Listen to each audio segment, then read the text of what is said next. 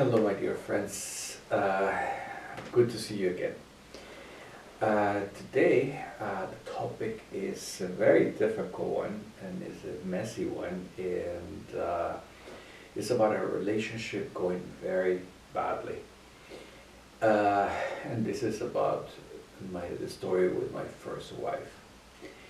I will not use her first name because this will be war, and I don't want to provoke her anymore, but lately, through friends of friends of friends of childhood friends, came to my ears that she was bad mouthing me. And I kept my silence for decades.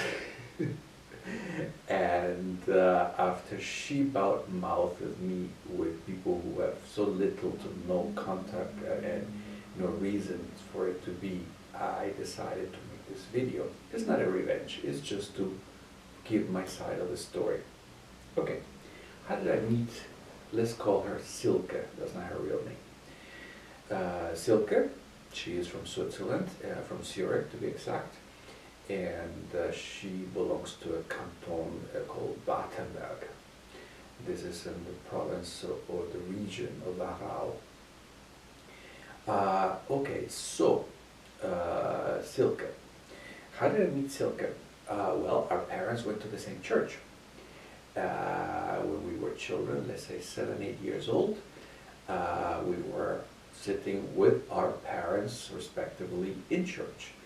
And during prayer, I was kneeling. I had my arms like this, and I usually put my hands like this, and I rest my chin in this cavity as I close my eyes. But for some reason, I felt the eyesight from somebody else.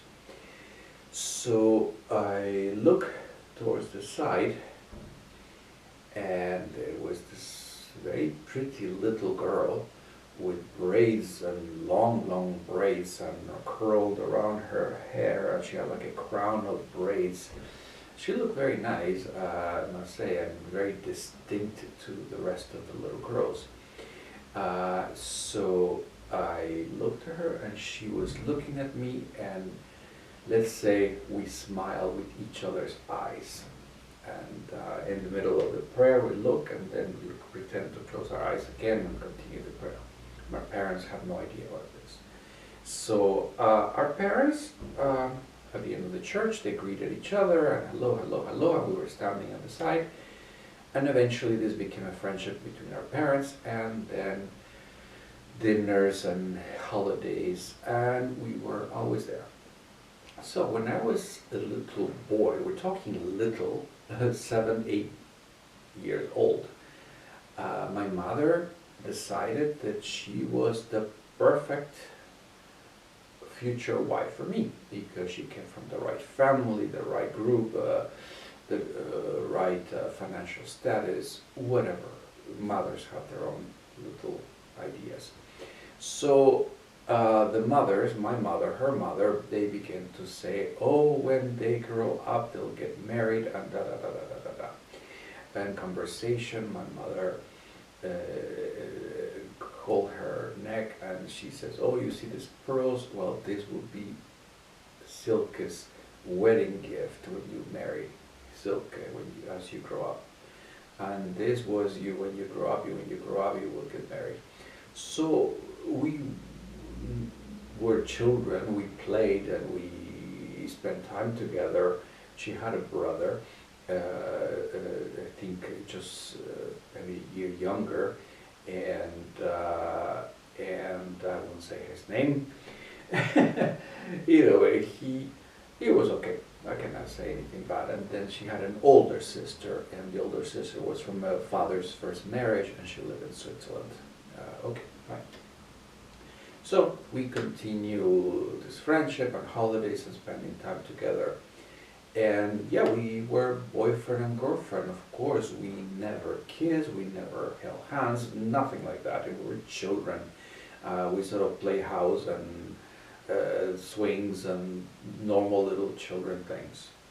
Okay, so that's it. I went to boarding school, and she remained in the location where they were. They were the first. Then in boarding school, there was a period of quite a few years, and we lost contact. Eventually, I traced her and tracked her down, and I contacted her, and I wrote to her letters, and I spoke to her on the telephone, and I had some degree of interest in continue this friendship and perhaps see the possibility in the future. I had no other contact with any other little girl anywhere else. This was the only one. So she always pushed me aside, and she told me, promised me nothing, and she just kept me at arm's length. And she had boyfriends, and she was very popular in school, and she was pretty and very beautifully shaped, and she developed her breasts very early, and she became quite popular. I didn't. I was a scrawny, skinny little boy with pimples, and nobody noticed, and I was shy and introverted, and I had no friends, and I was a smart boy who had the best notes in school, and that's about it. Okay, so years passed by. My escape from boarding school and from the seminary, we'll cover this in another video. Either way, so I made it first to New Orleans, and then from New Orleans I went to New York. I was in New York City, and by this point I was 20 years old. I was studying, I was at Columbia University, and my life seemed to be finally on a good track on my own, and then I got a phone call. When I don't know how she traced me down. She called me in New York City, and she talked to me how I was, and she was very friendly and very kind and very sweet, and she was telling me that she wanted to retake the relationship that we had as we were children. I mean, what relationship? We never kissed, we never hugged, we never touched. We were little children, and but somehow she became very interested in me, and I was flattered, and I was grown up, and I said sure. So that was before my 20th birthday. I was 19, and let's say I was becoming 20 within, I don't know, a couple of months. But this phone calls became very often, and letters, and I love you, and I love you, and I love you, and I want to be with you. And then got my address, and then one beautiful morning, unannounced, she rang the doorbell, and she was in my doorbell. She was unrecognizable. She had cut her hair. She put some weight, and she got this round face, and she was not the pretty little girl that I remember. Not ugly, but pretty was not. And either way, she come to my arms and hug me and kiss me and pretend she loved me so much. And it took me a while to get into it, and then eventually I accepted, and then she moved in, and when are we gonna get married? We're gonna get married, and this pressure to get married, and she was in a hurry. I agree, okay, let's get married, and I got her ring with the best I could afford. I was a student, and with no parents as financial assistance of any kind and everything, but my mother would be very happy, and I thought, okay, my mother would be so pleased if I married this girl, because she's the girl my mother chose for so many years. So I have no contact with my father, and my mother just barely very little contact. But the moment my mother heard Silke was with me, my mother was jumping in joy and so happy.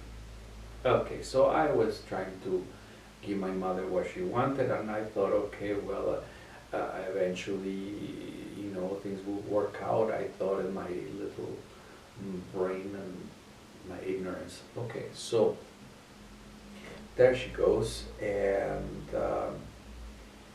we start planning the wedding, and I noticed that she was a little round, and I didn't make any negative comments or anything, but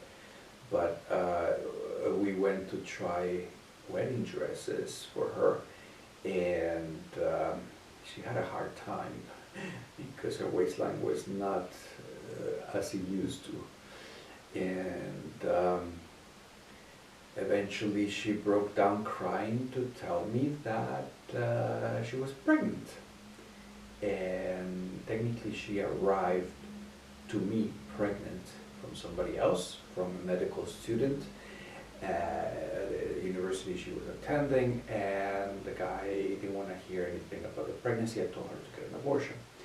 And she's so Christian and so devout, and she could not have an abortion because it was murder, and she begged me to accept this child and to take this child as my own.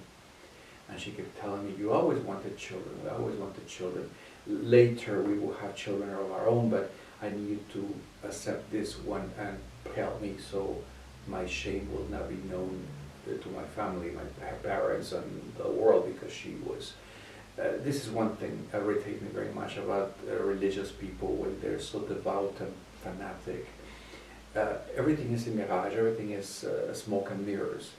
Behind it, they have very, very perverse lives, and this religious aura, religious image, this wonderful Christian personas that they present is basically just a mask. Behind it, they hide a lot of things, a lot more things that people know they hide. And this is why I'm very, very suspicious of people who claim to be so religious. Either way, so this is, let's call it chapter 1. This is a long story, I don't want to bore you.